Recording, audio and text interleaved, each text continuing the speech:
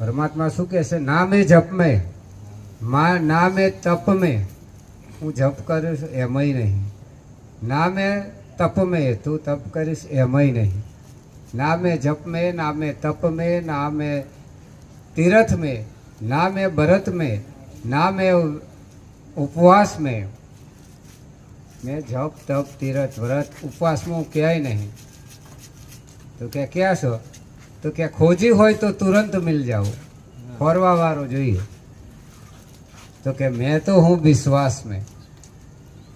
આ વિશ્વાસની અંદર આ પરમાત્મા છુપાયેલો છે. પણ વિશ્વાસ કોને કેવો?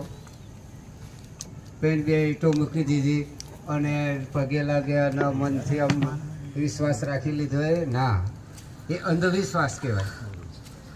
એ જોયા વગરની વાત કહેવાય. વિશ્વાસ એટલે આખા વિશ્વને જે ચલાવી રહ્યો છે શ્વાસ, એનો વિશ્વાસ કહેવાય. આ શ્વાસ આખા વિશ્વને ચલાવી રહ્યો છે. જો શ્વાસ બંધ થઈ જાય 5 મિનિટ માટે ભરત બાપુ, તો આ ચાલી રહ્યો છે, આ હવા ચાલી રહી છે, એ ખાલી 5 જ મિનિટ જગતમાંથી બંધ થઈ જાય તો શું થાય? હે જયંતિભાઈ નાટકેશ્વર મિલ્યા. એટલે જે આખા વિશ્વને ચલાવી રહ્યું છે એ શ્વાસને જાણવાનો છે. હવે એ શ્વાસ શું છે? કોણ છે?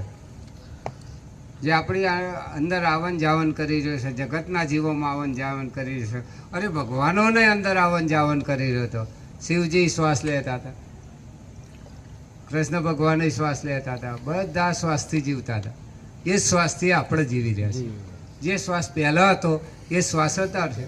આદિ થા જો અબ હે, ફેરફાર કશું નહીં, ફેર પડા હે બુજ મેં. આપણી સમજમાં ફેર પડે, તાકો શું જતના હે, એ આપણને ખબર નહીં પડતી. પહેલા હતું એ જ અત્યારે છે. કારણ કે શિવજી જેવા શિવજી તપ કરતા હતા, શિવજી જેવા શિવજી ભજન કરતા હતા. કોનું? આ જ ભજન કરતા હતા. સદગુરુ એમને આ જ વસ્તુ સમજાવી હતી, એ કરતા હતા. એટલે પાર્વતી માતાએ પૂછ્યું કે હે શિવજી, હે ભોળાનાથ, કે તમને 3 લોક નમે, 3 લોક તમને નમે છે, વળી આ તમે કોને નમો દીનાનાથ? તમે આ કોનું ભજન કરો છો? તમે કોને માનો છો?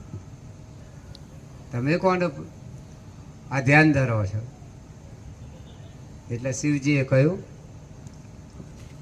કે હે નારી, હે પાર્વતી, તમે અજ્ઞાનનું રૂપ કહેવાય.